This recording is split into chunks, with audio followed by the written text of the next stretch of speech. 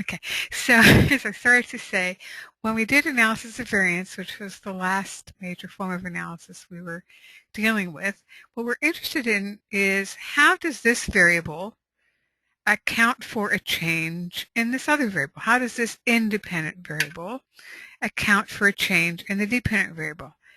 And we did one-way ANOVAs in which we looked at a single independent variable. And we said, how does it affect the dependent variable?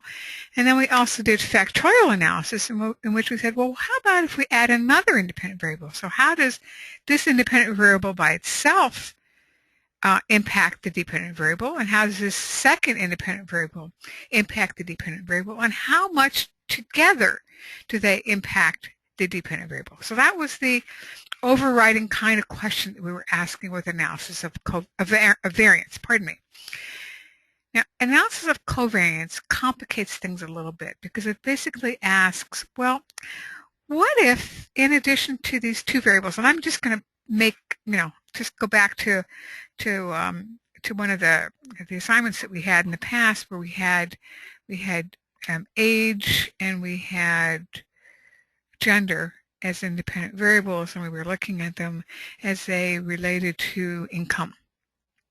And so we could look and see, well, do men make more money than women, or do women make more money than men? Okay, that's a one-way ANOVA. Or do older people make more money than younger people? People who are 50 and above make more money than people who are 18 to 29, for example.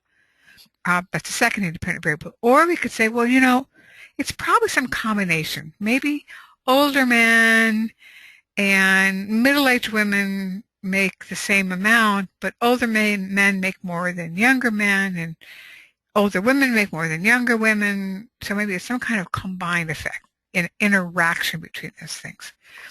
So now, with the addition of a covariate, we're kind of asking a different question. We're saying, could it be that there's something else, some other variable that really affects how much money people make beyond sex and age?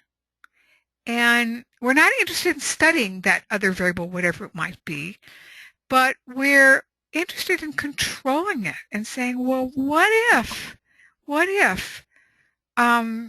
the reason that this group makes more money than that group is this group works more hours?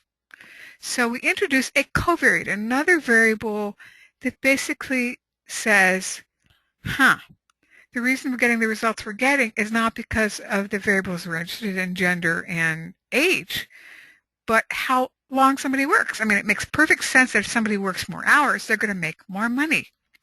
So we introduce what is essentially another independent variable, except not really. So it's an independent variable. It's not a dependent variable. It's an independent variable. We introduce that into our conceptualization of the study, and we're saying, what if we got rid of it statistically? We took it out of the picture. We controlled for it statistically. Because if we do that, then we can look at what the net effect is of sex by itself and age by itself, and we no longer have to worry that it's somehow confounded by the hours worked variable. And here's the thinking behind it. I mean, maybe it's the case that men work more hours than women. Women have babies and lots of other responsibilities, so even though they may be in the labor force, maybe women as a group are working fewer hours, and that's why they make less money. It has nothing to do with the fact that they're female.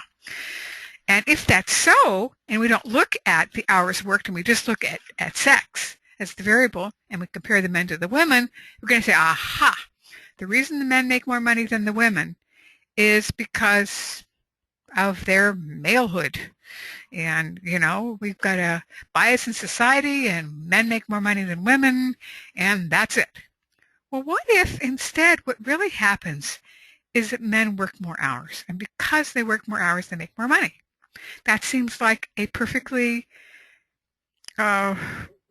possible alternative hypothesis to the one we're really interested in, which is the gender effect on income.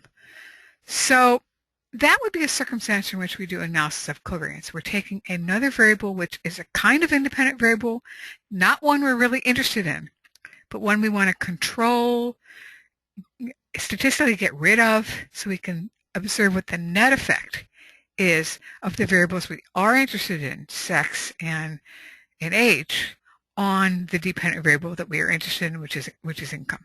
Does that make sense? I need feedback. It's starting to come together, yes. Okay, good. I can't see. The problem is when I teach, I'm always looking at people's faces, especially when I teach stats. So I can see right away if I'm losing you, I don't see you. So this is really hard for me to kind of lecture to this blank screen. So you have to tell me, yeah, I'm following you. Wait a second. You lost me back at, so please tell me that, all right? Otherwise, okay. I can't intuit it. Okay. So does that logic makes sense? Because it's really important. You're not going to be able to get these kinds of analysis of covariance problems correct unless you understand exactly which variables are what. Which are the independent variable and which are the dependent variable and which are essentially control variables, which is what our covariate is. It's an independent variable that we're controlling for, that we're statistically controlling for. Okay. Now, if we were doing a different kind of study, we could say, well, look, I think that the number of hours that people work is a confounding variable. So what I'm going to do is I'm only going to recruit people for my study who work no less than 40 hours, but no more than 45.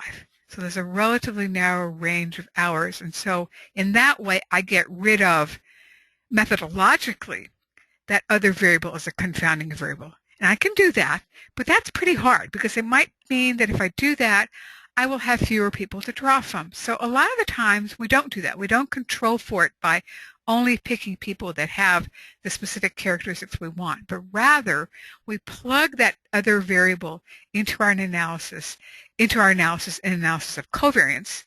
And as you'll see a little bit later on when we do regression, we sometimes do it in the way that we set up our regression models.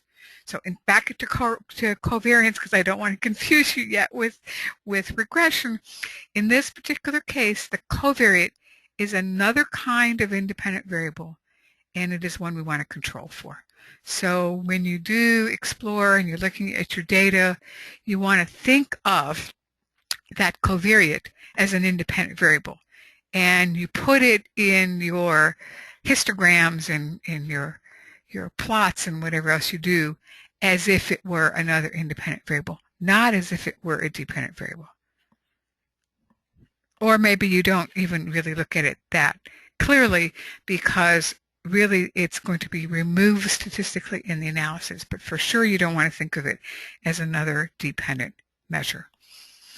Ask me some questions about this because I'm not quite sure where to go, because other than that one little variant, it really is like analysis of variance, but it's just ever so slightly different. So if it's unclear and if you could ask me specific questions that will help me clarify it for you, I'm happy to do so.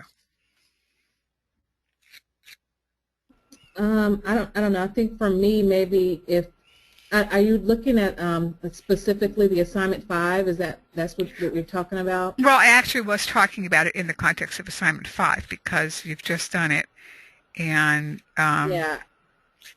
I know for me, maybe it would help me if I could actually, see it being plugged in and see it being walked through, because apparently I'm getting confused on just putting it together so that I can. All right. Well, give me a second then. Let me see if I can find the output that I created on that. I can't remember where I put it. So give me a second. Sure. And I think what's the best way to get there.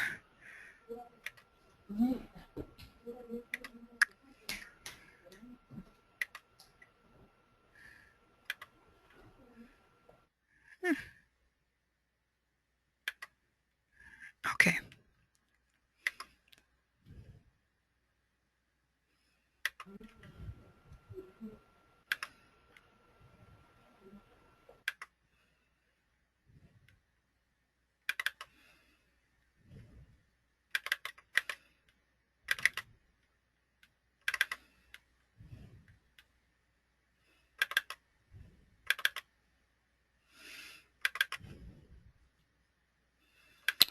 All right, don't know where I put it. I might have to.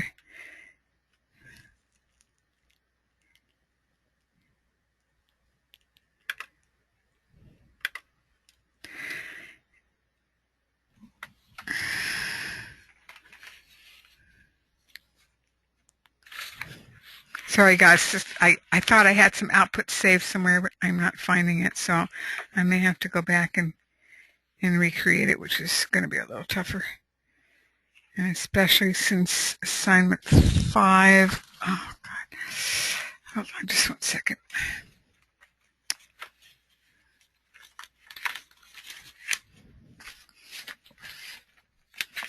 Because I know I ran it, but I don't know where I kept it, so.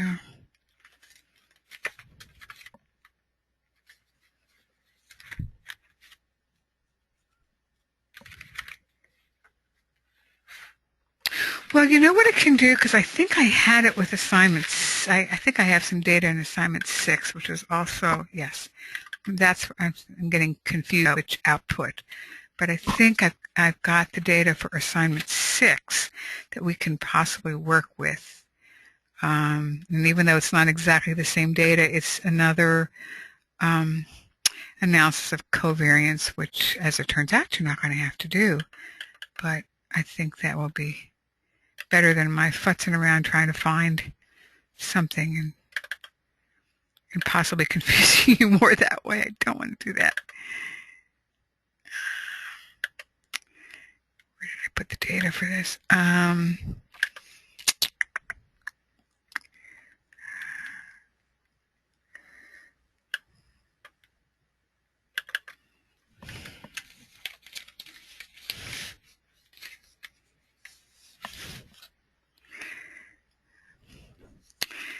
Oh, I know it was under assignment 4. There we go. Okay. All right, so let me show you my screen. This is a different data set, but you're familiar with it because you run into it before. It is the data about a race and family structure as the independent variables. And there were 2 dependent variables, but for right now, let's just focus on one, feelings about the father. Remember that? Yes. Okay, good. So can you see my screen as well? Yes. Yes. Mm-hmm. Okay. So this is the data view. Let's go into the variable view. Let's go to, rather, that was the variable view. Let's go into the data view is what I meant to say. So here we've got those same variables, race and family structure, and then feelings towards the father. So race and family structure in that particular study were the independent variables. The questions were, does race affect feelings towards the father? Does the kind of family structure you're in, whether you were in a single parent home with with a biological mom and dad, or with a biological mom and a stepdad, do those different kinds of family structures affect the feelings towards your father? And then does the interaction being the combined effect. Certain kinds of races with certain kinds of family structures are more likely to affect feelings toward the father than other kinds of races and other kinds of family structures. So now, if we were to look at the mother's, how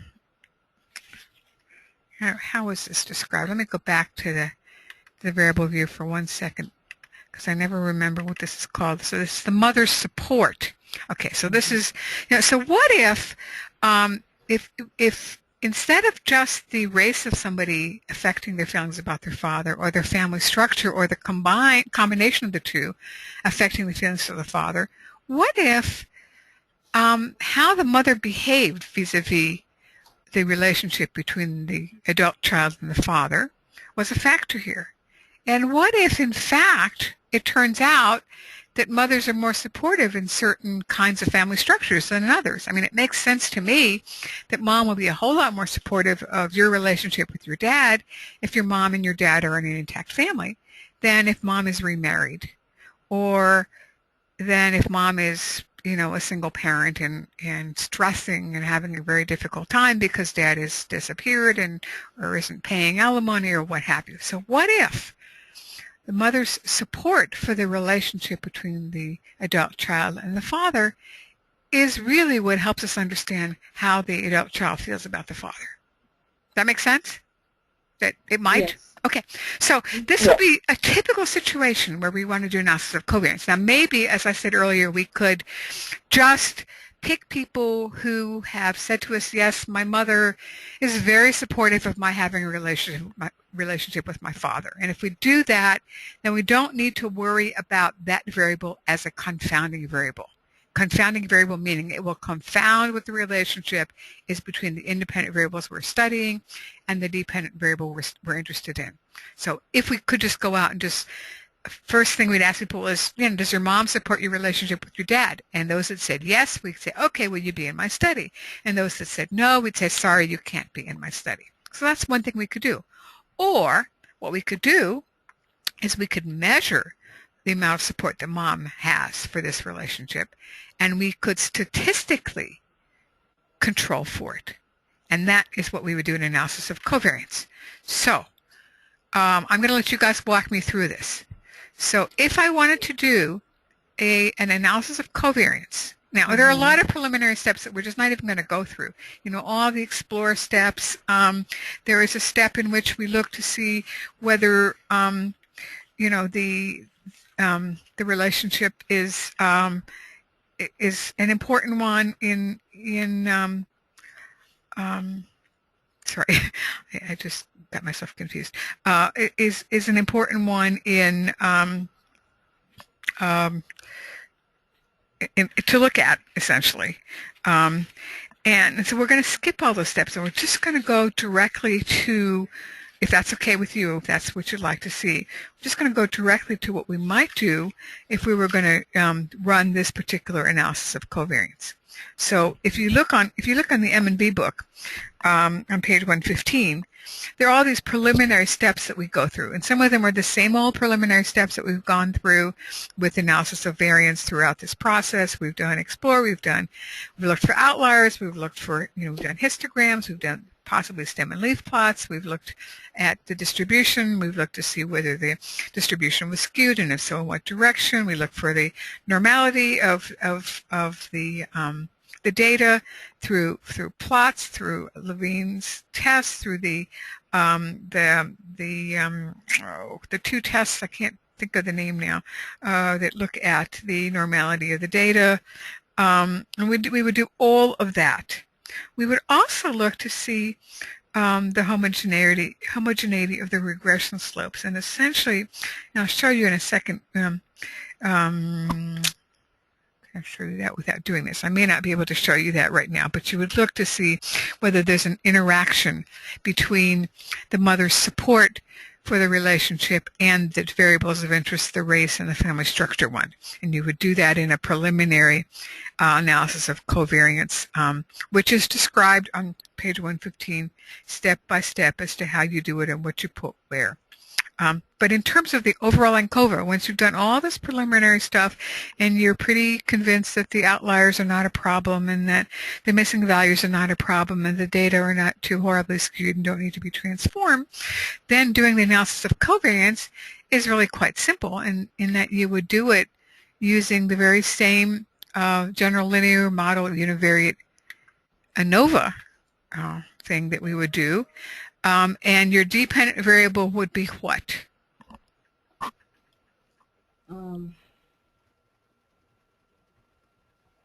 Feelings about the father? Right. The dependent variable is always sort of the outcome or the result of.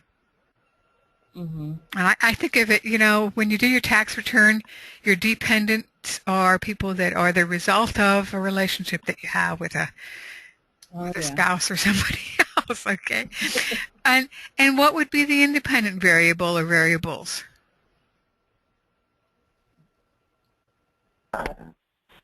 Family structure. Family structure is one of them. Where would I put that? Where would I put that independent variable?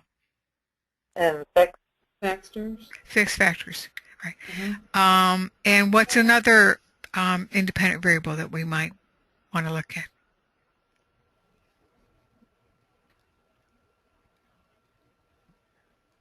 Would that be race and ethnicity? Yes, exactly. So we'd put that in here as fixed factor as well. The independent variable, again, another mnemonic device, is that the dependent variable depends on the independent variable. So the independent variable, if you will, is the cause. The dependent variable is the result.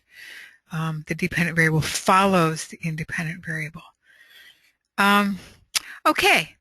Now, where do we put, if we're interested in controlling for the mother's support for the relationship, where would we put it here?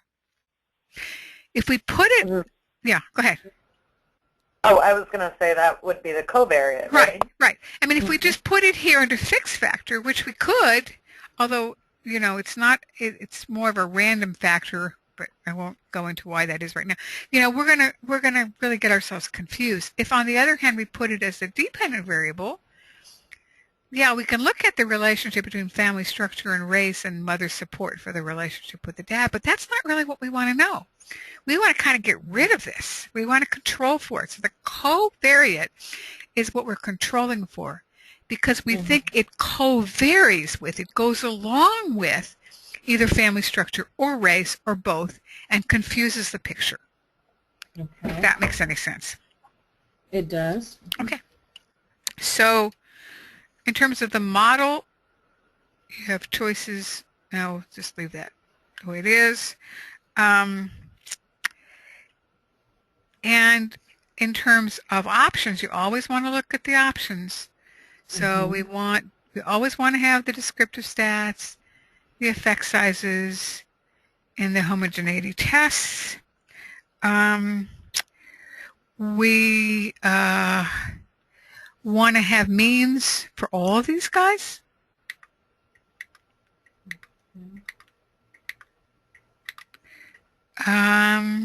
What else do we want? Is there anything else we want here? Would we select all three together? I'm sorry, what?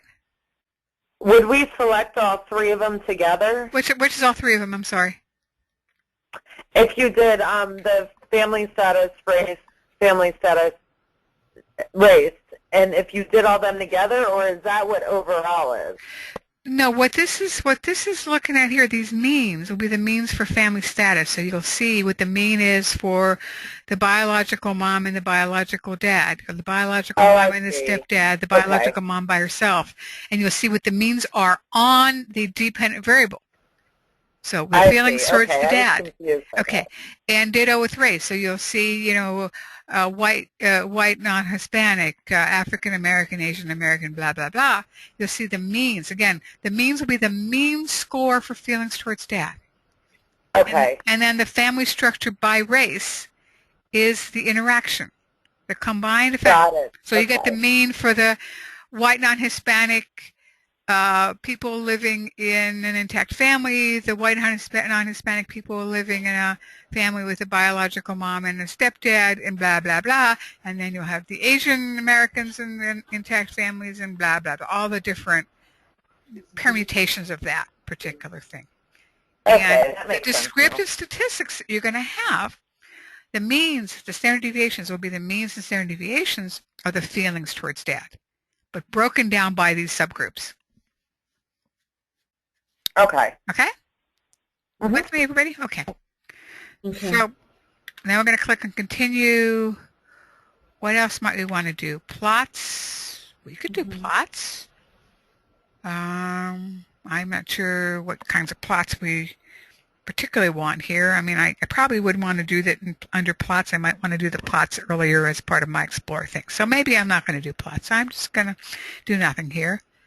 And then I'm going to click on OK. And so here's what it's going to show me. First thing it's going to show me is how many people have, I don't remember what 1, 2, and 3 are. I'd have to go back to my data. I should have probably looked at that before I ran it. Family structure 1, 2, and 3. Let's see how that's coded. So live with both, intact family. We got biological mom only, and we got biological mom and stepdad. Those are basically the 3 groups that we have, including, except for the missing values. So it's important for us to know. So to go back to my output, so 1 is the intact family, 2 is, I think, it says it right here. Okay, so there are 820 people in this group, 115, 78. You're used to looking at this by now, I hope. Then we've got how many people by different ethnic groups. And then we've got the combination. So of those who are living with both biological parents, we've got the descriptive statistics for the African Americans who live with both biological parents. We've got the means for the Asian American Pacific Islanders who live with both biological parents, and so forth. And the means are means of what? Each of those categories? But why, no. What are they means of?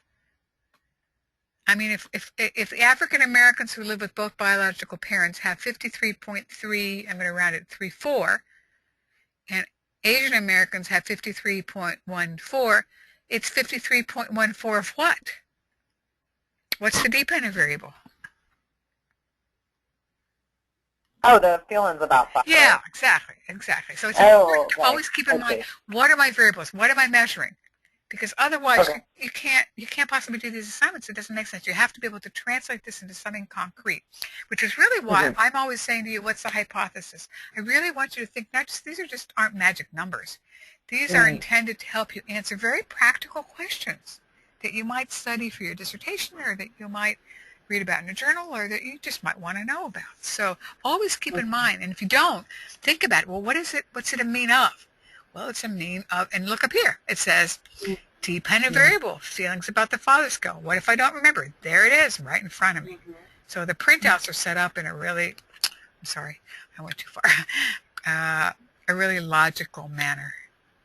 So the next thing we can look at, and I'm not going to look at all of these, is we've got our Levene test.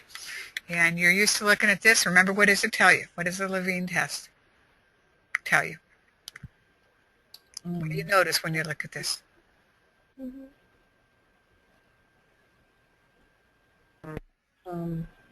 Not normality, right? No, this is not normality. The Kilgore, Smirnoff, I never remember them because they all got weird names, but the KG and the other ones tell you about normality. What does this tell you about? So is this about the homogeneity of variance? Correct. And that's, in fact, what it's called.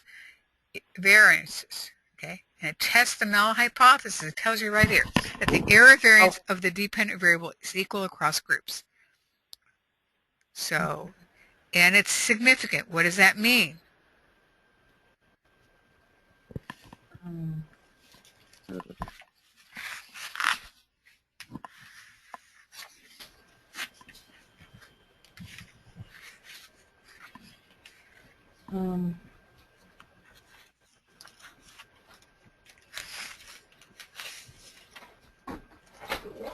I'll go through my notes. Yeah, me too. That's what I'm looking at. So that it's not, that equal variances are not fulfilled? Correct. That's correct. Okay. So, and the next thing we're going to look at is, this is our ANOVA table, or in this case, ANCOVA table. So what do we look at? Well, the first thing, I mean, we have got a couple, things about the intercept and the corrected model. Don't worry about that. But then we've got the mother's support of the relationship with the father as the variable. That was the covariate. And you'll notice here, what do you notice about that one? What does the analysis tell us, looking at the F value and the significance level? Yeah, what does that actually mean?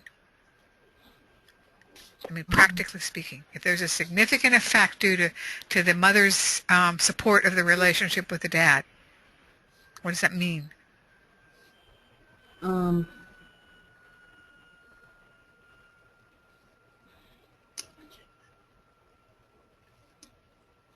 Well, that we know that it does. I'm trying to think of the word to use. It's significant, so it does have an impact. On, yes, you're absolutely correct. But on what? What does it have an impact on? On the feelings about the father. Absolutely correct. That is absolutely correct. So if it's significant, which it is here, which means it does have an impact on the feelings about the father skill, it's an awfully good thing that we have plugged it in here as a covariate. Mm-hmm. Because it might, Okay. and to the extent that it's distributed differently in different racial groups or different family structure groups, it could have mucked up the works for us. And you'll also notice that the effect size is huge. Yes. Mm-hmm. So it's a really important variable. It's a very, very good thing that we, in fact, controlled for it statistically the way that we did. Okay. Okay, now we can look at the thing that really is of interest to us, which is, does family structure make a difference? And so here's the result here, the F and the significance level. Does family structure make a difference? Yes. Yes, it does. Yes, it does. And it does even after we've taken out the impact of the mother's support. Mm-hmm. And that's a good thing, because that's part of what we wanted to know. The effect size is not brilliant, 3.6%, not really great, but it's something. And then we look at race, and here are the results for race. Does race make a difference? Yeah. No, race does not make a difference. And you might remember when you did Explore, because you did this for assignment 4, when you did Explore, there were all those things about African Americans scoring lower than, I think it was whites. On, I can't remember if it was feelings or attitudes about the father. And here, what's interesting about this is now when you control for the mother's support, it disappears. It's gone. Because it wasn't an effect of the race per se. It was an effect of whether the mom is supportive or not. Mm-hmm. So that's pretty interesting. All right, then the last thing that we want to know about is the interaction between the family structure and the race. In other words, maybe it's not just one or the other. Maybe it's some kind of combined effect. So what does our printout tell us about that? Right here. That's not significant. It's not significant. Now, it's close to significance. Uh-huh. It's 0.07, and sometimes if you have a small sample size, that means if you had a bigger sample size, you would have maybe gotten significance. But we have pretty big samples in this study. We've got hundreds of people at this study, and also you'll notice that the effect size is pretty small as well. I have a quick question. Could you, when Denise had mentioned that the impact, that using the word impact, so race impacts the dependent variable, could you say relationship as well, or is that a whole different? No, you don't want to say relationship, because relationship is correlational. I mean, there is a relationship between your height and your shoe size, but does your height cause your shoe size? Maybe not. Maybe it does. I don't know. I'm not enough about the biology of that particular dumb example I chose. But really what we're interested in here is something affecting something else. Okay, and a relationship is less impressive. If I say there's a relationship between this and this, it doesn't mean it caused it. It just means they go together. Mm-hmm. Okay. I think I was getting confused on the terminology. Okay. And you might remember maybe a long time ago you heard the expression correlation is not causation. Mm-hmm. Yeah. Well, correlation describes a relationship. An effect comes out of, it's a causal thing. This causes that. And so you know that, there are a lot of things that are correlated. They don't cause anything. The ones that are the most interesting are the ones that cause something. Mm-hmm. Okay. Okay. All right. So what else can we look at here? Well, I don't think I did this. We know that family structure was significant because of our ANCOVA table. The problem is we have 3 groups. We've got to live with both biological parents. We have a bio mom only, and we got a bio mom and a stepdad. And we can look at these means, and we can see that they're different. We can see that the bio parents have a higher mean feeling about the father scale than do the other 2 groups, but we don't know whether that is statistically significant. So in theory, we should have done, I don't think I ran that, we should have done some kind of a post hoc or multiple comparison. Did I do that? I don't think I did. I didn't. To know exactly which group is different from which other group. And in terms of race and ethnicity, that wasn't significant. So, you know, it doesn't really matter. I mean, you can look at these means, you can see that the non-Hispanic whites have a slightly higher score on feelings about father, and the African Americans have the next. And this is all controlling for the mother's support of it. Because you might remember that the means in assignment 4 were a little different. I don't remember exactly what they were, but I think that the African American group had the lowest means feelings about the father. Maybe it was attitudes about the father, but I think it had the lowest mean. So when you control for mother's support, you know, it looks like, you know, it's not significant because race wasn't significant, but it's actually the one that's closest to the whites as compared to the other two ethnic groups. And then the third thing is we also did not have a significant interaction. And if we had a significant interaction, we'd want to look at these contrasts. You might have seen me write that in as feedback in your assignment. If you look at if the main effect is significant or if the interaction is significant, and then you want to compare the groups within there, you're looking at the contrast between the groups. And with an interaction, I'm sorry, I don't know why this stuff keeps popping up on my screen. With an interaction, you really have more groups. I mean, you have biological parents African American versus biological parents Asian Americans versus biological parents Hispanic versus biological parents non-Hispanic whites versus biological mom only African American versus et cetera, et cetera. I just could read down the list here. So you've got 1, 2, 3, 4. We've got 12 groups.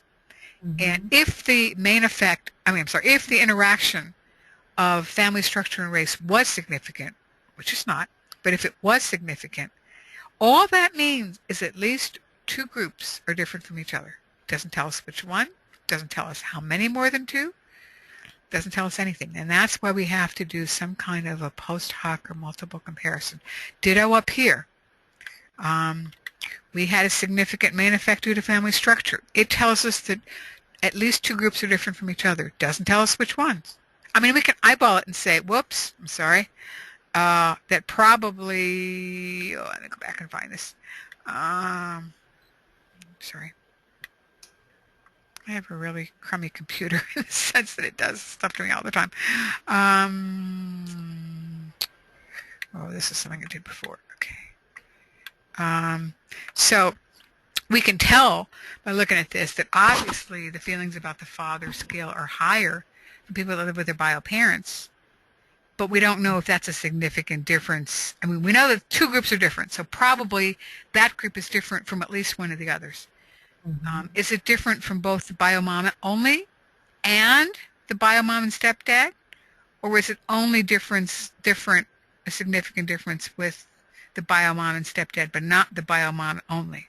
And the reason I picked that one is because it has the lowest mean, and this one has the highest mean, so we're going to assume that the one with the highest mean, if there's a difference between 2 groups, that it's going to be at least between the highest and the lowest. But it could be, probably not, but it could be that this group and this group are also different from each other. Or it could be that this group and this group are also different from each other. And we don't know that unless we do some kind of a multiple comparison. So that's why you want to do that all the time when you have more than 2 groups. If you just have 2 groups, gender, male and female, okay, you don't need to do that at all. But as you can see, this is really a lot like the analysis of variance. The only difference is we had that covariate. Where is that? Over here. The mother's support of the relationship with dad.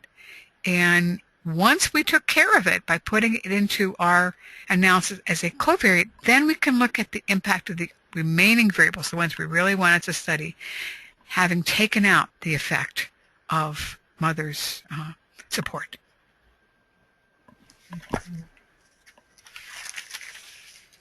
Because if you don't understand this conceptually, I mean, maybe you can press the right buttons and you get the right printout, but then the problem is, and I think I've seen this so often, that guys have pressed the right button and you get the right printout, and then I read what you've written underneath and it's like, this person doesn't have a clue what they're doing. I mean, they did they push the right button because the book kind of walks you through it. Step 1, you do this. Step 2, you do that. You put this variable over here. You put that, but what does it mean?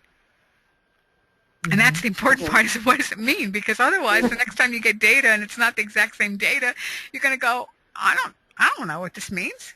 So I want you to know what it means. I want you to know what it means. That's the important part. What does this mean? Yeah. And the trick is because you guys are new at this, and it's all pretty confusing, that there are probably times when you might otherwise say to yourself, wait, this doesn't make sense. But you're not trusting yourself to say that right now.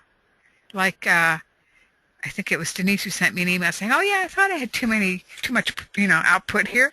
You probably had some kind of feeling, something's weird here. I don't know what, but it's something weird. And you didn't trust yourself. You said, well, I don't know what I'm doing anyway, so what the heck? I'll just turn this in. So it's important to really be able to understand conceptually what this is about.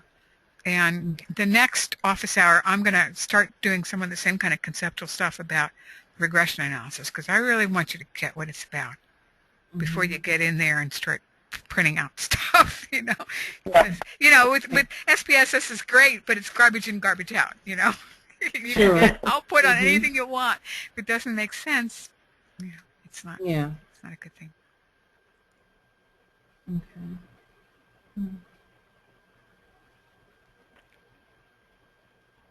All right, questions, or where do we go from here? Did that help? I can't remember which one of you, Jen, was it you that suggested you wanted to see the walking through it? I mean, did that do it for you?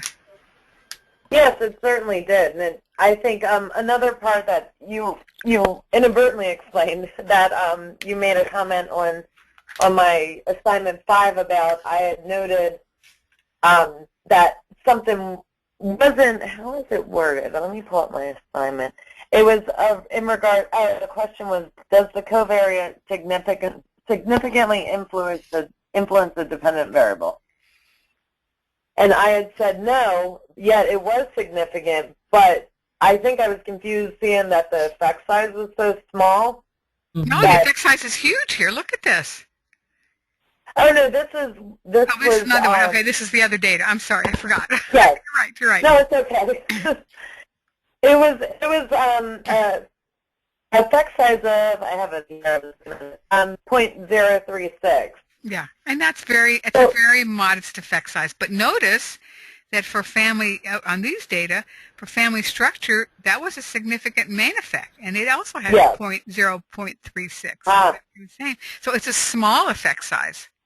Which, okay, what does that mean? What does an effect size mean? What does it really isn't mean? it a proportion of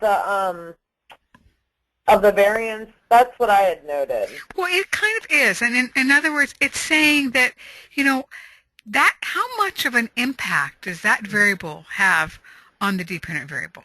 Okay. In other words, if you want to understand, people's feelings about their fathers, and if you put family structure in there, well, yeah, it has an impact, but it's a relatively modest impact. There are other things that really impact it a lot more, like mothers, whatever it is, support of that.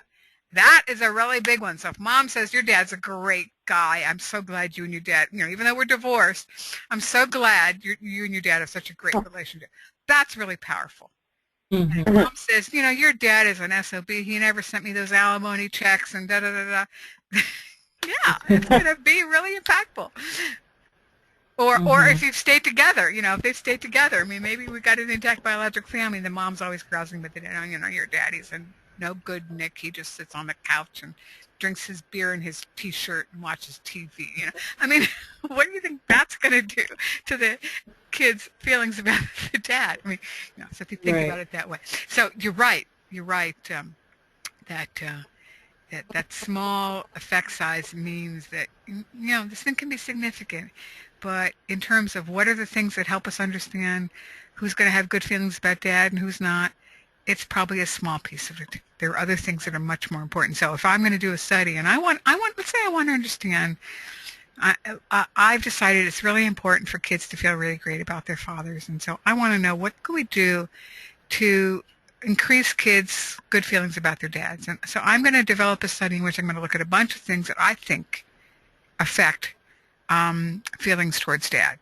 I'm probably going to want to find variables that have the biggest possible effect sizes. But I'm not going to know what they are until I do my study. Right. Yeah, that really helped. Thank you. Okay. Definitely.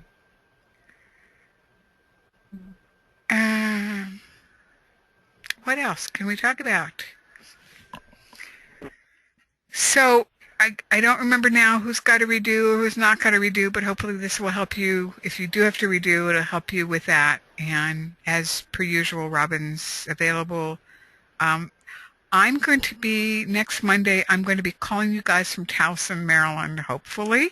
Hopefully the computers there will be such that I can, but I'm going to be there for fall session. I don't know if any of you are going to be there. If you are, Yes. please introduce yourselves, because I haven't put your names and faces together, and I'd really like to do that. So introduce yourself, come up to me, and let me know who you are. And but anyway, so I'm going to be talking to you from there. And if you are there and you just want to be in the same room, that would be fine too. I don't know where I'm going to be doing it. I might have to do it from my own room. I think I put a request into Debbie, but I don't remember what the outcome of that was. So hopefully all will go well, and I will be able to have my normal office hours. But I will also put out an email, because I never know when I'm not at home how things are going to be working where I am. But come to that with your questions about the next assignment. Yeah, Okay. I will probably at that point do more like an overview conceptual thing like I've done today about what a regression analysis is. But I will also try to answer questions that people already have. And if you don't have those questions, there will be yet another session before that next assignment is due. I think that's what I'm saying is correct, because the assignment is due, let's see, next Monday is the 3rd, the 10th, and the assignment is due later that week, I think. I think it's the 13th. The 13th, okay, yeah. That's Yeah, what I wanted to say. have that. That's what I wanted to say, but I don't have the syllabus in front of me, so I didn't remember. But anyway, you'll still have another opportunity to, if things come up as you're doing the assignment, to have those questions answered. Mm-hmm. Okay. Okay. Yeah, well, I will be at session as well, so I hope maybe Okay. to run into you there. Okay. Well, Mhm. I'm sure I'll be fairly visible, because there aren't going to be that many of us there. The nice thing about fall session is it's relatively small. But Yeah, I'd be unfortunately, I won't. okay. I stopped recognizing your voice. Who said they will and who said they won't? Oh. Go ahead, Denise. Oh, I'm Denise. I will be at fall session. I will be Okay. there. So Denise will be there and Jen will not. No, I'm in the area. I live in Baltimore, so Oh, I'm okay. right down the road. But if Okay. my thing was, if I'm going to take off a week for work, I want to get on a plane and go somewhere. I understand. Towson is not the big hub of fun travel. No, so I will certainly be at winter, but not next week. Great. Okay. Okay. Okay. All right. Well, All right. thank you This has both. been very helpful. Okay, good. I'm glad. Mhm. So, Very good luck. help. Okay, good luck with the next assignment and anything else you need to do to be caught up, okay? Okay, thanks a lot, Good and I'll be in night. touch with Robin. Thank you. You Okay, have a good bye-bye. evening. You too. Bye-bye. Good night, you.